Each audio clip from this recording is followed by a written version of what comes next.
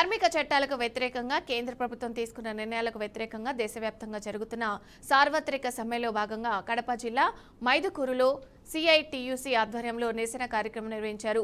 అంగన్వాడీ కార్యకర్తలు, మున్సిపల్ వ్యవసాయ కార్మికులు స్థానిక అంకాలమ్మ దేవాలయం నుండి అంబేద్కర్ విగ్రహం వరకు భారీ ఎత్తున ర్యాలీ చేశారు. స్వాతంత్ర్యం ముందు, స్వాతంత్ర్యం తర్వాత పోరాటాల ద్వారా సాధించుకున్న కార్మిక హక్కులు చట్టాలను మోదీ ప్రభుత్వం నిర్వీర్యం చేస్తుందని మండిపడ్డారు. కేవలం కాదని అంబానీ లాంటి కార్పొరేట్ శక్తుల కోసం కార్మిక చట్టాలను రద్దు చేసిందని ఆరోపించారు. మహాత్మా గాంధీ జాతీయ ఉపాధి హామీ పథకాన్ని రద్దు చేయడం దారుణమన్నారు. కార్మిక వ్యతిరేక చట్టాలను రద్దుపరచకపోతే ఉద్యమాలను ఉధృతం చేస్తామని హెచ్చరించారు.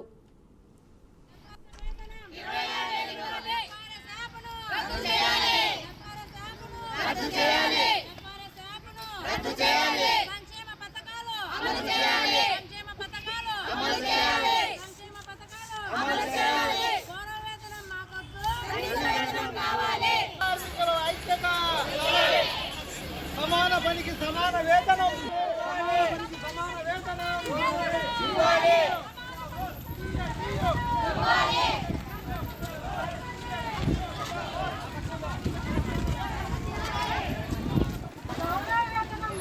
మాకు గత ప్రభుత్వంలో ఎన్నో ఇబ్బందులు ఎదుర్కొన్నాము. కానీ ప్రస్తుతం ఉన్న గవర్నమెంట్ మేము గవర్నమెంట్ వచ్చిన తర్వాత మీ సమస్యలను పరిష్కరిస్తామని చెప్పినారు. కానీ ఇంతవరకు ఎలాంటి పరిష్కారం చేయలేదు. అందువల్ల ఈరోజు దేశవ్యాప్త సమ్మె సందర్భంగా సమ్మెలో పాల్గొన్నాము. మాకు 26,000 జీతం ఇవ్వాలి, అట్లే ఎఫ్ఆర్ఎస్ యాప్ను రద్దు చేయాలి, సంక్షేమ పథకాలు అమలు చేయాలి, మాకు ఖాళీలు ఉన్న సూపర్వైజర్ పోస్టులను భర్తీ చేయాలి. ఇవన్నీ కూడా చేయాలి. ప్రభుత్వం దిగి వచ్చి మా సమస్యలను పరిష్కరించాలని ఈరోజు సమ్మె చేస్తున్నాము. మాకు గత దేశవ్యాప్తంగా మోడీ అధికారంలోకి వచ్చిన తర్వాత కార్మికుల హక్కులు ఏవైతే ఉన్నాయో, కార్మిక చట్టాలు ఏవైతే ఉన్నాయో, స్వాతంత్రానికి ముందు, స్వాతంత్రం తర్వాత కూడా పోరాడి సాధించుకునేటువంటి అనేక కార్మిక చట్టాలన్నీ కూడా ఈరోజు మోడీ నిర్వీర్యం చేస్తూ ఉన్నాడు. కేవలం ఆదాని, అంబానీ అనేటువంటి ఇద్దరు బడా పారిశ్రామిక కార్పొరేట్ శక్తుల కోసమే కార్మిక చట్టాలన్నీ కూడా రద్దు చేసి వాటి స్థానంలో 4 లేబర్ కోడ్లు అనేటువంటిది ముందుకు తెచ్చా ఉన్నాడు. కార్మిక చట్టాలు రద్దయిన తర్వాత మొత్తం కార్మిక లోకమంతా కూడా ఈరోజు రోడ్డులో పడే పరిస్థితి ఉంది. వాళ్ళ సమాన పనికి సమాన వేతనం అడిగేటువంటి పరిస్థితి లేదు. వాళ్ళ కష్టాన్ని తగిన ఫలితాన్ని ఆశించేటువంటి పరిస్థితి లేదు. వాళ్ళకి ఏదన్నా నష్టం జరిగితే, వాళ్ళకి ఏదన్నా అన్యాయం జరిగితే రోడ్డు మీదకి వచ్చేటువంటి పరిస్థితి లేదు. వాళ్ళొక సంఘటితంగా యూనియన్గా ప్రశ్నించేటువంటి హక్కు, మొత్తం హక్కులని కూడా కోల్పోయే పద్ధతుల్లో కార్మిక వర్గాన్ని మొత్తం నాశనం చేసి బడా పారిశ్రామికవేత్తలకు లాభం చేకూర్చే పద్ధతుల్లో ఈరోజు మోడీ ప్రభుత్వం వ్యవహరిస్తూ ఉంది. దీన్ని వ్యతిరేకిస్తూ దేశవ్యాప్తంగా కూడా సార్వత్రిక సమ్మె నిర్వహిస్తూ ఉన్నారు. అదే రకంగా గతంలో యూపీఏ ప్రభుత్వంలో ఉపాధి హామీ చట్టాన్ని యూపీఏ ప్రభుత్వం తీసుకొచ్చింది. ఈరోజు మోడీ ఉపాధి హామీ చట్టాన్ని రద్దు చేసి దాని స్థానంలో జీరాంజీ అనేటువంటి ఒక పథకాన్ని తెచ్చిపెట్టారు. దేశవ్యాప్తంగా ఉన్నటువంటి వ్యవసాయ కార్మికులు ఈరోజు ఆర్థికంగా బలపడతా ఉన్నారు, ప్రశ్నించే తత్వాన్ని నేర్చుకుంటూ ఉన్నారు. ఈ వ్యవసాయ కార్మికులకి ఏదైతే ఉపాధిగా ఉందో, ఆర్థికంగా వెసులుబాటు కలిగిస్తూ ఉందో, ఇటువంటి మహాత్మా గాంధీ జాతీయ గ్రామీణ ఉపాధి హామీ చట్టాన్ని రద్దు చేసి దాని స్థానంలో స్కీములు ఏర్పాటు చేసేటువంటి ప్రయత్నం కూడా కేంద్ర ప్రభుత్వం చేస్తూ ఉంది. రాజేంద్ర నగర్ నియోజకవర్గాన్ని హైదరాబాద్ కార్పొరేషన్లో కలపడంపై బీఆర్ఎస్ నేత పట్టోల కార్తిక్ రెడ్డి ఆగ్రహం వ్యక్తం చేశారు. ఈ నిర్ణయం వల్ల రాజేంద్ర నగర్ నియోజకవర్గం తన అస్తిత్వాన్ని కోల్పోతుందని, రాజకీయ పరంగా, అభివృద్ధి పరంగా నష్టపోతుందన్నారు. రాజేంద్ర నగర్ నియోజకవర్గాన్ని హైదరాబాద్ కార్పొరేషన్లో కలపకూడదని ముందే పెద్ద ఎత్తున ఆందోళన చేశామన్నారు. అయినా ప్రజల సలహాలు, సూచనలు పట్టించుకోరా అంటూ ఫైర్ అయ్యారు. 12 వార్డులను కూడా ఈరోజు హైదరాబాద్ కార్పొరేషన్లో చేరుస్తున్నట్టు నేను ఒక గవర్నమెంట్ పత్రం వచ్చింది, ఒక జియో వచ్చింది. సైబరాబాద్ని ఒక ప్రాంతంగా చేసి, మేడ్చల్ మల్కాజ్గిరిని ఒక కార్పొరేషన్ చేసి, హైదరాబాద్ కార్పొరేషన్ ఒక కార్పొరేషన్ చేస్తే, ఈ కార్పొరేషన్లో సింహభాగమైన రాజేంద్ర నియోజకవర్గాన్ని తీసుకుపోయి హైదరాబాద్ కార్పొరేషన్లో కలుపుతున్నట్టు నిన్న ప్రభుత్వ ఉత్తరాలు అంటే గవర్నమెంట్ జియో ఒకటి బయటికి రావడం జరిగింది. ఈ విషయం నేను 2 నెలల కిందటనో, దాదాపు నెలన్నర కిందటనో మీ అందరి మధ్యలో మీ ద్వారా ప్రభుత్వానికి తెలియజేసి పెద్ద ఎత్తున నిరసన కార్యక్రమాలు కూడా నియోజకవర్గం స్థాయిలో చేసి ప్రభుత్వానికి, ప్రజలకు ఈ తీసుకున్న నిర్ణయం వల్ల జరిగిన నష్టాన్ని వివరించే ఒక ప్రయత్నం మనం ఎప్పుడో చేశాం. ప్రభుత్వానికి తెలియదనేది ఏం లేదు, ఇక్కడ ఉన్న ప్రజలకి దీని పట్ల స్పష్టత లేదని కూడా లేదు. మనం ముందే దీని గురించి మాట్లాడినాం. ఎమ్మెల్యే గారి దగ్గరికి కూడా అఖిలపక్షంగా మా పార్టీకి సంబంధించిన కొంతమంది నాయకులే కానీ మిగతా పార్టీలకు సంబంధించిన నాయకులు పోయి ఎమ్మెల్యే గారికి కూడా విజ్ఞప్తి చేయడం జరిగింది. నాకు తెలిసి ఎమ్మెల్యే గారు కూడా ప్రభుత్వానికి ఒక లెటర్ కూడా రాయడం జరిగింది. దీన్ని ఇట్లా జిహెచ్ఎంసీలో దీన్ని విలీనం చేయకుండా దీన్ని రాయందర్ నియోజకవర్గాన్ని సైబరాబాద్లో పెట్టాలని మళ్ళీ ఎమ్మెల్యే గారు ఏం లెటర్ రాసిందో ఆయన కూడా ఒక లెటర్ రాయడం జరిగినట్టు నాకు తెలిసింది. మొదటి నుంచి మనం చెప్తున్నది ఈ విషయంలో స్పష్టంగా రెండు విషయాలు. ఒకటి, రాయన్నర్ నియోజకవర్గం ముక్కలు చెక్కలుగా అస్తిత్వం కోల్పోతుంది, మన ప్రాంతం నష్టపోతున్నాం. కాంగ్రెస్ పార్టీ వలన హైదరాబాద్ కార్పొరేషన్ లో కాంగ్రెస్ పార్టీకి సంబంధించినోడైనా మీరైతాడని మీరు మాకు గ్యారంటీ ఇవ్వగలుగుతారా ముఖ్యమంత్రి గారు అంటున్నా నేను. ఎన్టీఆర్ జిల్లా కంచుకచెర్ల పరిటాల గ్రామ దొనబండ జాతీయ రహదారిపై రోడ్డు ప్రమాదం జరిగింది. ముందు వెళ్తున్న బైకును ఆర్టీసీ సూపర్ లగ్జరీ బస్సు ఢీకొట్టింది. ఇక ఈ ప్రమాదంలో బైక్పై వెళ్తున్న వ్యక్తి బస్సు టైర్ల కింద ఇరుక్కొని తీవ్ర గాయాల పాలయ్యారు. బాధితుడు ఇబ్రహీంపట్నం మండలం చిలుకూరు గ్రామానికి చెందిన కొండ్రు లక్ష్మణరావుగా గుర్తించారు.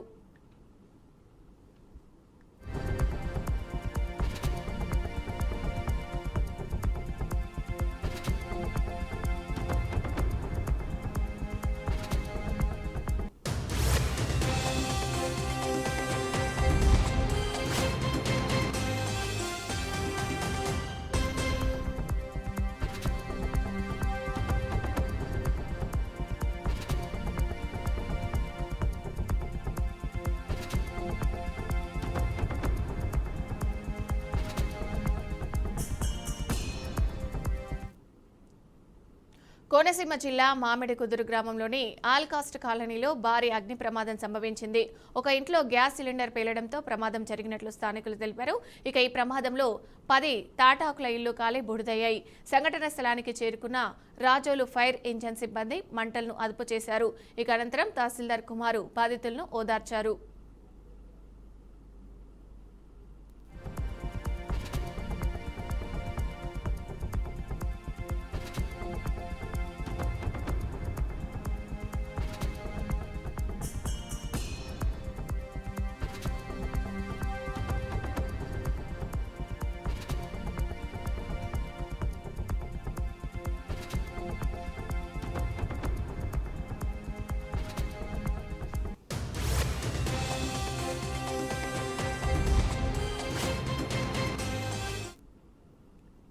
ప్రధాని నరేంద్ర మోదీ ఈ నెల 13న ప్రధానమంత్రి కార్యాలయం నూతన భవనం సేవా తిథిను ప్రారంభించనున్నారు. కర్తవ్య భవన్ 1-2లను కూడా అదే రోజు ప్రారంభిస్తామని ప్రధానమంత్రి కార్యాలయం అధికారిక ప్రకటనలో వెల్లడించింది. సెంట్రల్ వీస్టా ప్రాజెక్టులో భాగంగా ఈ కొత్త భవనాల నిర్మాణం చేపట్టారు. ప్రస్తుతం సెంట్రల్ వీస్టాలో ప్రభుత్వ కార్యాలయాలు, మంత్రిత్వ శాఖల భవనాలు శిథిలావస్థకు చేరాయి. దీనివల్ల రోజువారీ కార్యకలాపాలకు ఇబ్బందులు ఎదురవుతున్నాయి. అందుకే కొత్త భవనాలను నిర్మించారు. కొత్త నిర్మాణం సేవా తీర్థ భవనంలో ప్రధానమంత్రి కార్యాలయం, జాతీయ భద్రతా మండలి సెక్రటేరియట్, క్యాబినెట్ సెక్రటేరియట్ ఉంటాయి. గతంలో ఈ 3 వేర్వేరు ప్రదేశాలలో ఉండేవి. కర్తవ్య భవన్ 1-2లలో న్యాయ, రక్షణ, ఆర్థిక, ఆరోగ్య, వ్యవసాయ సహా అనేక కీలక మంత్రిత్వ శాఖలు ఉంటాయి. ఇక ఈ భవనాలు అత్యాధునిక సదుపాయాలతో పునరుత్పాదన, ఇంధన వ్యవస్థలు, నీటి సంరక్షణ చర్యలు, డిజిటల్గా ఇంటిగ్రేటెడ్ కార్యాలయాలు ఉంటాయి.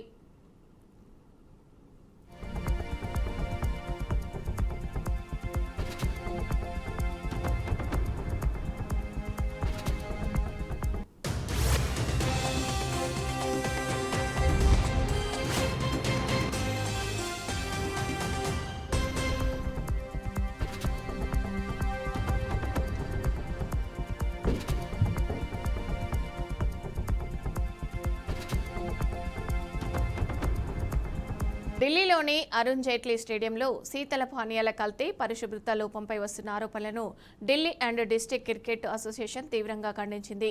ఐసీసీ టీ20 వరల్డ్ కప్ 2026 మ్యాచ్ సందర్భంగా తీసినట్లు చెబుతున్న ఒక వీడియో సోషల్ మీడియాలో వైరల్ అవ్వగా దానిపై డీడీసీఏ స్పష్టతనిచ్చింది. ఇటీవల నెదర్లాండ్స్, నమీబియా మధ్య జరిగిన మ్యాచ్ అనంతరం ఒక వీడియో ఎక్స్లో చక్కర్లు కొట్టింది. అందులో ఒక విక్రమదారుడు విక్రయదారుడు మిగిలిపోయిన కూల్ డ్రింక్స్ ను మళ్లీ బాటిళ్లలోకి నింపుతున్నట్లు కనిపించింది. దీంతో స్టేడియంలో కల్తీ పానీయాలు అమ్ముతున్నారని, పరిశుభ్రత పాటించడం లేదని విమర్శలు వెల్లువెత్తుతున్నాయి.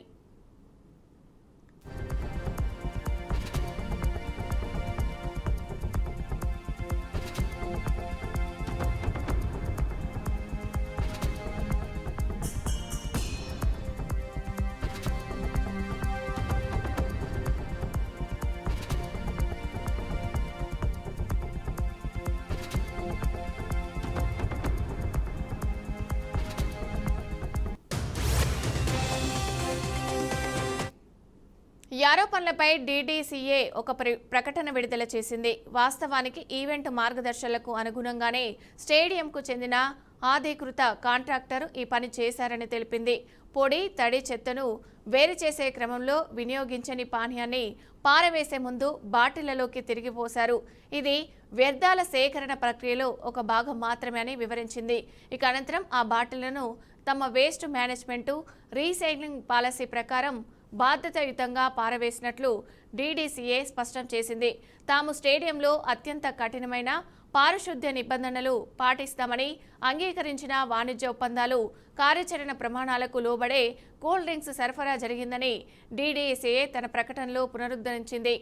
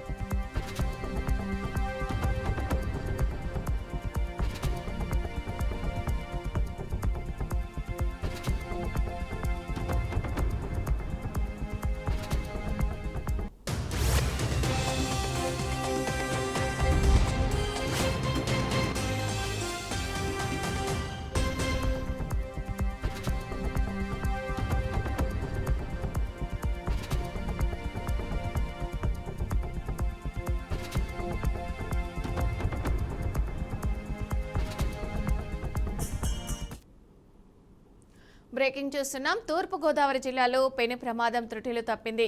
కొవ్వూరు నియోజకవర్గం చాగల్లు మండలం పరిధిలోని చాగల్లు రైల్వే స్టేషన్ గురువారం గూడ్స్ రైలు పట్టాలు తప్పి ఘటన కలకలం రేపింది. ఇక ట్రాక్ పై కొన్ని బోగీలు అకస్మాత్తుగా పట్టాలు తప్పడంతో స్థానికులు భయాందోళనకు గురయ్యారు. అదృష్టవశాత్తు ఎలాంటి ప్రాణ నష్టం జరగలేదు. ఇక ఆ సమయంలో రైలు రాకపోవడంతో భారీ ప్రమాదం తప్పింది. సమాచారం అందుకున్న రైల్వే అధికారులు, సిబ్బంది వెంటనే ఘటనా స్థలానికి చేరుకుని సహాయక చర్యలు చేపట్టారు. పట్టాలు తప్పిన బోగీలను పునరుద్ధరించేందుకు ప్రత్యేక సాంకేతిక బృందాలను నియమించారు. ట్రాక్ మరమ్మతులు వేగంగా కొనసాగుతున్నాయి. ఇక ఈ ఘటనతో ఆ మార్గంలో రైళ్ల రాకపోకలు తాత్కాలికంగా నిలిపివేశారు. ప్రమాదానికి గల కారణాలపై అధికారులు దర్యాప్తు ప్రారంభించారు.